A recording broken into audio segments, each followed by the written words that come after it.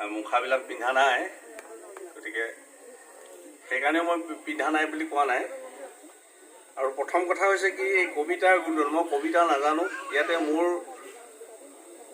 সহকৰ্মী আছে গায়ত্ৰী। সময়ত মই কিমান ধৰণৰ কেনেধৰণৰ কথা মই আপোনালোকৰ লগত অৱগত কৰিব পাৰিম তাৰ গেৰাণ্টি নাই।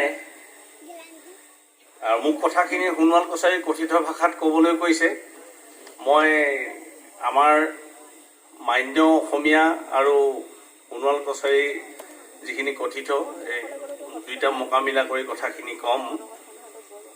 আচলতে আটাইতকৈ সভা এখনৰ উজু কামটো হৈছে উদ্বোধন কৰা কথাটো, যে সভাপতি মানে মোৰ ৰাইজক সম্বোধন কৰি উদ্বোধন কৰিলোঁ বুলি ক'লেই শেষ হয় আচলতে।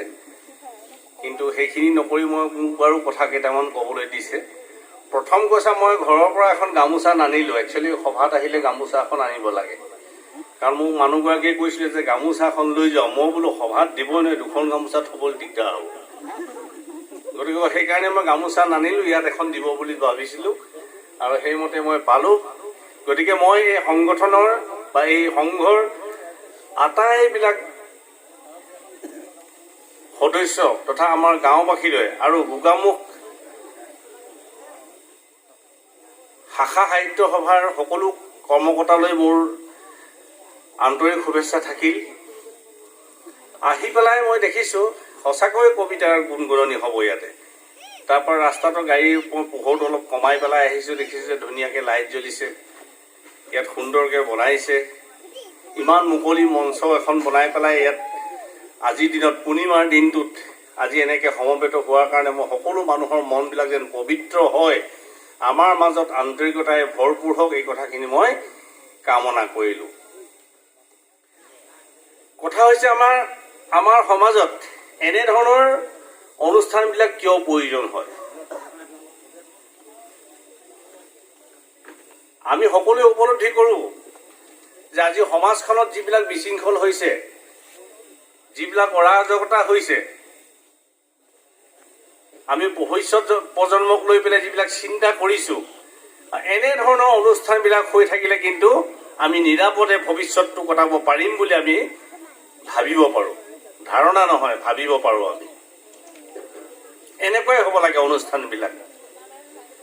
গতিকে আজি কিছু কবিয়ে, তোমালোক দেৰিকৈ আহিলে, তোমালোকৰ স্থানটো মই ল'লোঁ, সমবেত সংগীতটো পিছত গাবা। আৰু আমি ভাবিছিলোঁ যে সোণোৱাল কছাৰীসকল পিছ পৰি আছে, কিন্তু আমি অট'নমাছ কাউন্সিল পালোঁ, আমি আগবাঢ়ি গ'লোঁ। কিন্তু দেখিলোঁ যে ছোৱালীকেইজনী ঘৰৰ পৰা টকয়া মাৰি ওলাবই পৰা নাই। আমি দেখিলোঁ যে হয়, আমি অলপ পিছ পৰি আছোঁ। গতিকে তোমালোকে অলপ পিছত গাবা, মই কথাখিনি কৈ লওঁ। আমি কবিতা কিয় লাগে আচলতে? মই যদিও কবি নহয়, কবিয়ে কোৱা কথাবিলাক শুনো, কবিয়ে লিখা কবিতাবিলাক পঢ়োঁ। আমি এটা তেতিয়াই আমাৰ উপলব্ধি হৈছে, কবি আচলতে মানুহ এনেই ওপৰতে হ'ব নোৱাৰে। কবি হ'বলৈ হ'লে অন্তৰত কিছুমান ভাৱৰ উদয় হ'ব লাগিব। আৰু এজন মানুহৰ অন্তৰৰ কোমল কথাখিনি ভাষাত প্ৰকাশ কৰাটোৱে কবিতা বুলি মই ধাৰণা কৰোঁ। গতিকে কবিতাত জন্মগত গুণ থাকিব লাগিব, কবিতাত সৰলতা থাকিব লাগিব, কবিতাই মানুহক আকৰ্ষণ কৰিব পৰা গুণ থাকিব লাগিব, কবিতাই মানুহক মুগ্ধ কৰিব পাৰিব লাগিব। সেইটোহে কবিতা বুলি আমি ভাবোঁ। গতিকে আজি এই কবিতাৰ কথা বাদ দি আমি অন্য কিছুমান কথালৈ আহোঁ। এতিয়া ইয়াত বহি থকা প্ৰায়খিনিয়ে চাগে সোণোৱাল কছাৰী সম্প্ৰদায়ৰ মানুহ। ইয়াত আমি এনে কিছুমান কথা আমি চিন্তা কৰি আহিছোঁ আজি, যে আমি এইখিনি কথা ৰাইজৰ আগত অৱগত কৰিব লাগিবই। আজি যে এই আমাৰ অৰুণজ্যোতি যুৱ সংঘই এবাৰ বহুত দিনৰ আগতে এজন ল'ৰা মোৰ ঘৰলৈ গৈছিল। মই তেতিয়া ধেমাজিৰ এটা বাঁহৰ ঘৰত থাকোঁ।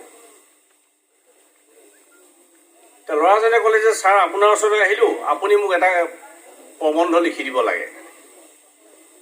কিহৰ ওপৰত? বোলে সোণোৱাল কছাৰী যিকোনো ওপৰত আমি ৰাভা দিৱস পাতিছোঁ। হ'ব, নামটো সুধিলোঁ। নামটো ক'লে বোলে মোৰ নাম শ্ৰী কল্পজ্যোতি সোণোৱাল। তাৰপাছত বহুত দিন কল্পজ্যোতি হেৰাই গ'ল। পঢ়ি আছে। তাৰপিছতে মাজে মাজে কেতিয়াবা লগ পাওঁ। এদিন হঠাৎ আকৌ আজি 2 বছৰমান আগতে কল্পজ্যোতি মোৰ ওচৰলৈ গ'ল ল'ৰা এজনৰ লগত। কিছুমান আঁচনি তৈয়াৰ কৰিবলৈ গ'ল। আৰু সেই আঁচনিত আমি এতিয়াও দুয়োজনে লাগি আছোঁ। সেই কথাটো বাৰু আপোনালোকে 3-4 মাহৰ ভিতৰত সেই আঁচনিটো গম পাব। আমি এতিয়া আপোনালোকৰ আগত নকওঁ। এতিয়া কথা হৈছে কি, যি কল্পজ্যোতিৰ নিচিনা যদি এজন যুৱক থাকে, মই কল্পজ্যোতিৰ আগতেই কৈছোঁ, ইয়াতে আছে তেওঁ, আৰু তেনেকুৱা যদি 10জন ভেবেলী গাঁৱত থাকে, তেনে ভেবেলী গাঁৱত অভাৱ অনাটন কিহৰ? আমি সকলোখিনি পূৰণ কৰিব পাৰিম। কালি 2জন ল'ৰা আহিছিলে এঠাইৰ পৰা। তেতিয়া মই ক'লোঁ যে এনেকৈ মই যাব লাগে এঠাইত। ক'ত? বোলে অৰুণজ্যোতি সংঘ বুলি আছে, ক্লাব এটা আছে ভেবেলীত। কৈছে তেওঁলোকে বোলে বিভিন্ন সময়ত বিভিন্ন ধৰণৰ কাম কৰি আছে দেই, ল'ৰাকেইটাৰ কথা শুনি আছোঁ, তেওঁলোকেও জানে। গতিকে আজি মই ভাল পাইছোঁ। মই টংকেশ্বৰৰ কথা নকলোৱে, টংকেশ্বৰ নাম গাইছোঁ মই, তেওঁ ডেপুটি চিফ, মোতকৈ সৰু কাৰণে মই টংকেশ্বৰ বুলি মাতোঁ। গোপাল ক্ষীৰোদৰ কথা নকলোৱে, বলেশ্বৰ গায়কৰ কথা নকলোৱে। আজি আহিছে না মই দেখা নাই বলেশ্বৰ গায়ক। তেওঁলোকলৈ মই যিখিনি বয়োজ্যেষ্ঠ মানুহ গাঁওখনৰ, কাৰণ এটা সময়ত মই 11 বছৰীয়া সোণোৱাল কছাৰীৰ স্বায়ত্তশাসনৰ আন্দোলনত মই ভেবেলীলৈ কেইবাবাৰো আহিছোঁ, সচেতনমূলক সভা পাতিবলৈ আহিছোঁ। গাঁৱৰ যুৱক যুৱতীসকলক কৈছিলোঁ, তহঁতি বিয়া ইমান সোনকালে পাত কিয়? থকা কেঁচুৱাটোৱে যেতিয়া আমনি কৰে, তেতিয়া কওঁ তোৰ ল'ৰা ছোৱালী কেইটা? বোলে মই 2টা আৰু এটা ঘৰত থৈ আহিছোঁ, ঠে বে কৰি আছে। তেনেহ'লে তই দ্বিতীয়টো জন্ম দিলি কেলেই? এনেকুৱা ধৰণৰ কথাও মই অকল ভেবেলীতে নহয়, সোণোৱাল কছাৰীৰ বহুত গাঁৱত মই আলোচনা কৰিছোঁ। উন্নত ধৰণৰ কাৰিকৰীবিলাক সৃষ্টি কৰিছে মানুহে, বহুত অগ্ৰগতি লাভ কৰিছোঁ আমি। কিন্তু ভাইটি, আমি যে চলাবলৈ নাজানো, সেইটো কিন্তু বিৰাট বেয়া কথা, বুজিছে নাই? এইবোৰ বহুত উন্নত বস্তুটো, চলাব নজনাটোহে আমাৰ দুখ হৈছে। গতিকে আমি আৰু এনেকুৱা দিনত এনেকুৱা ধৰণৰ এটা সেই ব্যৱস্থাত থাকিব নালাগে। এতিয়া কালি টিভিত আলোচনা হৈছে যে লাহোৱাল কলেজখন হোৱা নাই, চৰকাৰে লোৱা নাই, কিন্তু লাহোৱাল কলেজত 1000 ল'ৰাই একেলগতে পৰীক্ষা দিব পাৰে। এনেকুৱা দিন পাইছেহি আমাৰ মাজত। গতিকে আমাৰ ভেবেলীত এখন মাইক বজালে, মাইকখন অলপ বেয়া হোৱাটো কিন্তু অলপ দুখৰ কথা। মই কথাটো কৈছোঁ দেই। সেইকাৰণে আমি কাৰিকৰী দিশত অলপ শিক্ষিত হ'ব লাগে বুলি কৈছোঁ। গতিকে এতিয়া চাওক, মই নাৰী অধিকাৰ কথা কওঁ। ইয়াত নাৰী মই দেখিছোঁ, 1 লাইন নাৰী বহিছে, আৰু নাৰীৰ বিষয়ে বিভিন্ন সময়ত কথা কোৱা আমাৰ নিবেদিতা বৰা আছে, গায়ত্ৰী দলে আছে। তেওঁলোকে কয় কথাবিলাক। মই কৈছোঁ, কেতিয়াবা নাৰী অধিকাৰ সমিতিয়ে কেতিয়াবা কৈছে নাই যে আপোনালোকৰ ছোৱালীজনী কিয় ইমান সোনকালে বিয়া দিলে? 15-16 বছৰ বয়সত কিয় বিয়া দিলে? বিয়া দিয়াৰ পাছত বিয়নীয়ে বিয়ৈ ভাত খায়, বিভিন্ন উৎসৱ পাৰ্বণ পাতি পেলাই তেওঁলোকে ফূৰ্তি কৰে। যেতিয়া যৌতুকৰ নামত ছোৱালীজনীক হাৰাশাস্তি কৰি পিঠিত কেঁচুৱাটো লৈ বান্ধি লৈ আহে, তেতিয়া কিন্তু ৰাইজে গম পায় যে তেতিয়া মাতিব ওচৰ চুবুৰীয়া কেইজনক যে মোৰ ছোৱালীজনী গুচি আহিলে নহয়। গতিকে নাৰীসকল সজাগ হ'বলৈ হ'ল আচলতে এই দিনত। আমি দেখিছোঁ যে প্ৰতিদিনে বাতৰিত মেলিছে যে নাৰী ক'ৰবাত ধৰ্ষণ কৰি হত্যা কৰিছে, সৰু ছোৱালীক ৰেপ কৰিছে, এই ধৰণৰ কথাবিলাক। তেতিয়া আমি কিয় সচেতন নহওঁ? মই নাৰীৰ কথাখিনি ক'বলৈ বিচাৰিছোঁ। গতিকে আমি কবিতাৰ মাজেৰে আমি সেইবিলাক ফুটাই তুলিব লাগিব, সমাজখনক জাগ্ৰত কৰিব লাগিব। সেইকাৰণে মই সুধিবলৈ খুজিছোঁ যে আজি নাৰীসকলক যে আন্তৰ্জাতিক নাৰী দিৱস 8 মাৰ্চ দিনাখন পাতে, কিন্তু সিদিনাখন আমি কিমানেই চেষ্টা কৰোঁ যে আমাৰ ছোৱালীজনীক পঢ়াই শুনাই ডাঙৰ মানুহ। আমি এচাক কথা ভাবোঁ যে নাৰীৰ অধিকাৰ ক'বলৈ গ'লে আমি সদায় এটা কথা ভাবোঁ যে নাৰীগৰাকী ছোৱালী জন্ম হ'ল যেতিয়া আমি যেনে তেনে বিয়াখন দিব লাগে। আৰু উদ্বোধন কৰাৰ লগতে কথাখিনি কৈছোঁ আৰু এইখিনি কথা মই সেইকাৰণে কৈছোঁ যে নাৰীসকল সজাগ হওক। চাই চাকৰিৰ কাৰণে দিছে বুলি আমি টিভিত পাইছোঁ, বাতৰি কাগজত পাইছোঁ। আপোনালোকে ভাবিছে নেকি যে চব চাকৰি পইচা দি পায়? নহয়, মেধা লাগিব। আৰু তুমি এটা ভাল ফল পাবলৈ হ'লে তাত কোনো শ্বৰ্টকাট মেথড নাই, কষ্ট কৰিবই লাগিব। গতিকে ভাইহঁত, মোৰ সন্মানীয় অভিভাৱকসকল, আপোনালোকে ল'ৰাটোক গঢ় দিবলৈ চেষ্টা কৰক। ল'ৰাটোৱে যদি কয় যে মই ফাৰ্ষ্ট ডিভিজন পাছ কৰিছোঁ, কিন্তু পিতাই মই নপঢ়োঁ, মই ছায়েন্সত নপঢ়োঁ, মই আৰ্টছত, তই ছায়েন্সতে পঢ়, তই ফাৰ্ষ্ট ডিভিজন পাছ কৰিছ, এই কথাটো নহয় কিন্তু। কাৰণ ল'ৰাটোৱে ক'ত বিচাৰিছে? এতিয়া আপোনালোকে চাইছে নাই, এখন চিনেমা আছে 3 ইডিয়ট বুলি পেলাই, তাত যিটো তেওঁ ভাল পায় সেইটোৱে পঢ়িব লাগে। এটা ফটোগ্ৰাফাৰ তেওঁ দেউতাকে যিমান পঢ়াবলৈ বিচাৰিলেও তেওঁ ফেইল কৰি আছে, চোৱাচোন। গতিকে আমি যে এইবিলাক কথা চাওঁ। আৰু এটা কথা মই এইখিনিতে উল্লেখ কৰোঁ যে আজিৰ দিনত মই কেতিয়াও মোবাইল নালাগে বুলি নকওঁ। আমাৰ ডেকা চামৰ এটা যে মোবাইল নহ'লে যেন আমাৰ কোনোবা এখন কাণ যেন বন্ধ হৈ গৈছে, চকু এটা যেন নাইকিয়া হৈ গৈছে, আমি এনেধৰণৰ কথা ভাবোঁ। কোনটো ষ্টুডেণ্টে বা কিমান ষ্টুডেণ্টে বা কিমান ছাত্ৰ ছাত্ৰীয়ে মোবাইলটো ব্যৱহাৰ কৰি পেলাই আচল তথ্যকেইটা চাইছে? আজিকালি কিবা কিবি ওলাইছে নহয়, 2 নম্বৰৰ মাতত কথা বতৰা পতা, সেইবিলাক চাই চাই ল'ৰা ছোৱালীৰ কথাৰ সুৰে সলনি হৈ গৈছে। গতিকে মই আপোনালোকক এটা অনুৰোধ কৰিবলৈ বিচাৰোঁ যে মোবাইলটো লাগে। কাৰণ মোৰ ল'ৰাটোকো মই মোবাইলটো দিয়া নাছিলোঁ মেট্ৰিক পাছ নকৰালৈকে। যেতিয়া মেট্ৰিক পাছ কৰিলে বিভিন্ন সময়ত ফিজিক্স কেমেষ্ট্ৰি ক'ৰবাত টিউশ্যন কৰিবলৈ যায়, সময়মতে কিয় নাই অহা এই কথাটো ল'বলৈ কিন্তু তাৰ হাতত এটা মোবাইল তুলি দিছিল।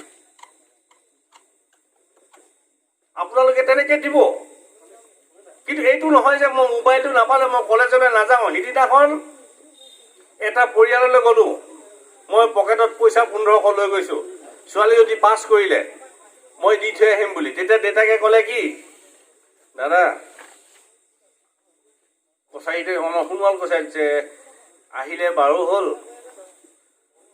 ল'ৰাজনীয়ে পইচা 10,000 খুজিছে, গুণাইছে বুলি কৈছে। মই বোলো কেলৈ গুণাইছে?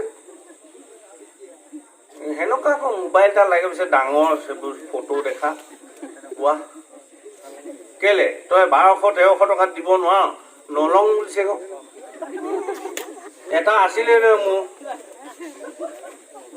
কোৱা, তই কেলে, তই ক'ত পাবি? তইতো ডেইলি হাজিৰা কৰ, খাই বৈ তই 350 টকা তই থাকে, আকৌ গধূলি তই 50 টকা চুলাই খাৱই, আৰু চাউল কিন, তই ক'ৰ পৰা পাবি 10,000? সেইটোকে কৈছোঁ ককাইদেউ, দাদা বোলে আৰু কেইটকামান দিব পাৰিব নেকি? মই দি দিব পাৰিম, কিন্তু ল'ৰা দিব কিমান ডিভিজন, সি তাই কিমান ডিভিজন পালে? বেলুনটো ফুটিলে। তাক কৈছে বোলে যিমান লাগে বোলে তাতকৈ বোলে 4 নম্বৰ বেছি পাইছে বুলিছে। তাৰমানে তাৰমানে যেনেকৈ পাছ কৰিব লাগে অকল 4 নম্বৰ বেছিকৈ পাইছে বুলি কৈছে। কোৱা ক'ত গ'ল? সেই নাই আপুনি আহিছে বুলি পিনে বোলে গ'ল কি হৈছে? ক'ত গ'ল? ক'ত যাবনো? এনেই ক'ৰবাত মোবাইল চাই আছে কি ক বোলে। কোৱা সেনেকৈ হ'লে কেনেকৈ হ'ব? তাৰপাছত সঁচাকৈ এতিয়া সেইদিনা শুনিলোঁ সি 7,000 টকা দি পেলাই মোবাইল এটা কিনি দিছে ল'ৰাজনীক। সেনেকৈ হ'বনে বাৰু? আমি কেলে ডাঙৰ কৰিছোঁ সেনেকৈ? তেনেহ'লে ল'ৰাজনীক কেলে বুজাব নোৱাৰোঁ? আমি ল'ৰাটোক কেলে বুজাব নোৱাৰোঁ? আমি এতিয়া এনেকুৱা ধৰণৰ হৈছে, ল'ৰাক বোলে মটৰ চাইকেল লাগে, এই কি সেইটো কি হেৰি বুলি কৈছে এতিয়া যে বন্ধ কৰিলে চাইনাৰ কি PUBG বোলাটো, ল'ৰা চুইচাইড কৰি মৰিছে নহয়, ওলমি দিছে ৰছীত। মই কৈছোঁ মৰি থাকক মৰাকেইটা, আমাৰ দৰকাৰ নাই। তই যদি একো কৰিব নোৱাৰিলি আৰু ভাবিছে নেকি যে ছুইচাইডটো যে মই ব্যক্তিগত কথা, মই মন গ'লে মৰি থাকিম, তোৰ কি হ'ল বুলি ক'লে হ'ব নেকি? তোৰ কাৰণে যে ঘৰখন কেইবাটাও প্ৰজন্মৰ কাৰণে ক'ব এই ঘৰৰ পৰা ছোৱালী নানিবি দেই, নিদিবি, সিহঁতৰ ঘৰ এজনী মৰিছিলে আপোন ঘাটি, এনেকৈ নক'বনে? কৈ আছে মানুহে, সমাজত চলি আছে। গতিকে সেইকাৰণে এনেধৰণৰ কথাবিলাক আমি সৰুৰ পৰা ল'ৰা ছোৱালীবিলাকক জনাব পাৰিব লাগিব। আচলতে কি হ'ব, আচলতে প্ৰকৃততে কি, সত্যটো কি, সেইবুলি মই এই কথাটো কোৱা নাই যে মোবাইল এটা নালাগে, সেইবুলি কোৱা নাই যে মই লেপটপ এটা নালাগে। মই আমাৰ কলেজৰ কথাই কওঁ, মোৰ কথা গায়ত্ৰীয়ে জানে। ল'ৰা এটাই মানে সদায় ধুনীয়া বেগ এটা পিঠিৰে ওলোমাই আনে।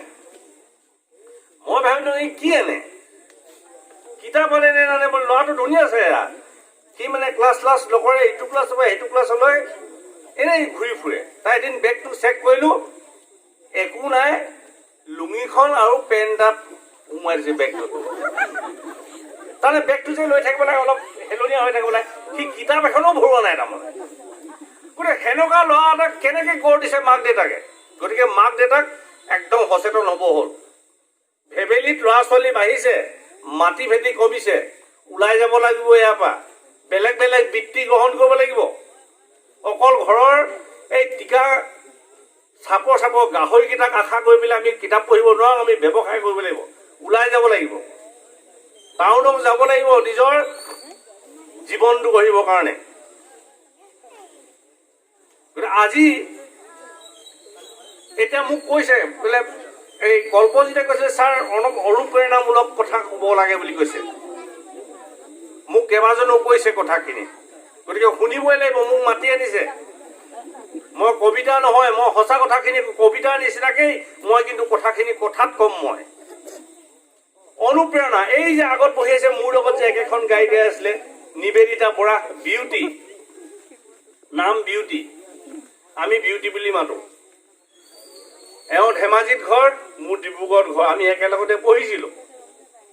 এই মানুহগৰাকীৰ, এই বাইদেউগৰাকীৰ এটা কিডনী নাই। কেলে নাই জানিছনে?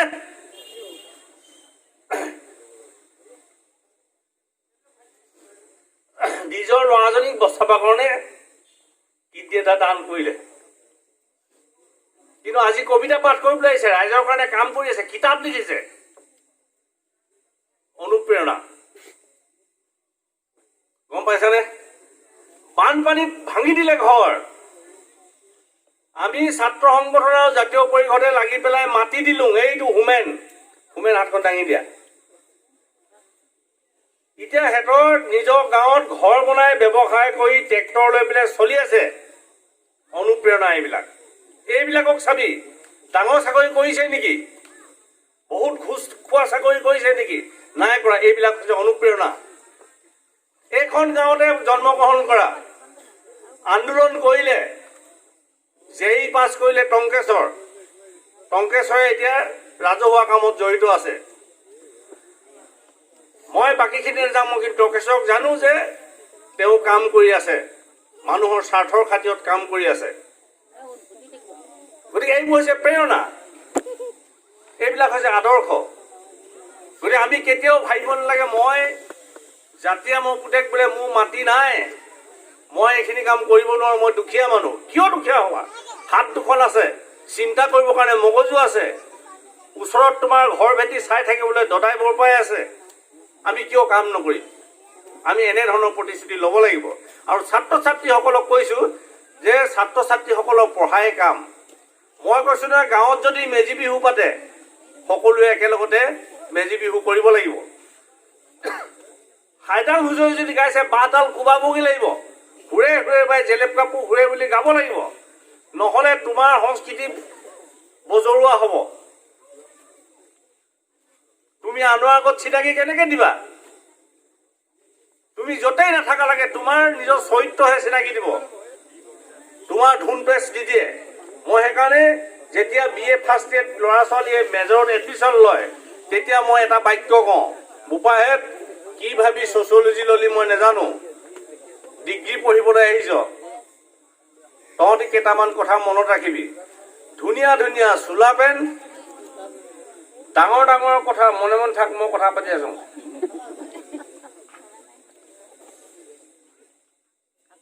ডাঙৰ ডাঙৰ কথা কৈ পেলাই দাদাগিৰি কৰা, কলা কলা কাগজ পিন্ধি বাপেকৰ পইচা লৈ হেণ্ডেলডাল ছুটি কৰি মটৰচাইকেল 110 ডিগ্ৰী চলাই পেলাই ইলেক্ট্ৰিক পোষ্টত খুন্দা মৰা, এইবিলাক চব দিছা। আচল সঁচা কথা হৈছে তোমাৰ জ্ঞান আৰু মাৰ্কশ্বিটৰ নম্বৰকেইটা। গতিকে ছাত্ৰ ছাত্ৰীসকল যিসকলে বহি আছে, আজিৰ পৰা তোমালোকৰ টাৰ্ণিং পইণ্ট। আজি পূৰ্ণিমা, মই লব চলোৱালে কথা কৈছোঁ বুলি নহয়, মোৰ অভিজ্ঞতাৰ ফালৰ পৰা কৈছোঁ। আজি পূৰ্ণিমা, আজিৰ পৰা তোমালোকে পণ লোৱা যে আমি এনেকুৱা ধৰণৰ কাম কৰিম, কৰি থাকিলে হৈ যাব। মই ক'লো নহয়, মই এনেকুৱা ধৰণৰ মানুহ দেখিছোঁ যে মই কলেজ এডমিশ্যন দিলি কি হ'ল, বাপেকক কৈছে মোক মই নেযাওঁ। কেলে নেযাওঁ? মোক বোলে পালচাৰ মটৰচাইকেল লাগিব। কিমান দাম? 1,30,000 নে কিমান কৈছিলে দেই, আজি কেইবা বছৰ আগতে। তাৰপাছত স্পীডত চলালে, ক'ত চলালে গম পাইছেনে? গায়ত্ৰীয়ে জানে, গায়ত্ৰী নাইট্ৰিতে জইন নাই কৰা নেকি। ঘিলামৰা ডিভাইডাৰৰ ওপৰত চলালে, ওখ ওখখিনি 3 দিন ৰাতি ৰাতি চলায়, পুলিচে ধৰিব নোৱাৰে। 4th দিনাখন ইলেক্ট্ৰিক পোষ্টত মাৰি দিলে, একাং গ'ল। মাক বাপেকে কাটিছে। তো কাটিলে কিটো হ'ব? তই কেলৈ কিনি দিছিলি? গতিকে অভিভাৱকসকল, মই জীৱনৰ আজি 31টা বছৰ কলেজত মই প্ৰফেচৰ কৰিলোঁ। বিভিন্ন ধৰণৰ চোকা ল'ৰা, বিভিন্ন ধৰণৰ গেধা ল'ৰা, বিভিন্ন ধৰণৰ মানুহ মই লগ পালোঁ। কিন্তু চবকে দেখিলোঁ যে যিকেইটাই ভালকৈ পঢ়িছে সেইকেইটাই গৈ জীৱনত সংস্থাপন পাইছে। বাকীকেইটাই পইচা বিচাৰি বিচাৰি জেপত হাত ভৰাই ভৰাই জেপ ফুটি গৈছে, কি পইচা নাই, তাত নোসোমাই। এনেকুৱা হয় নহয়।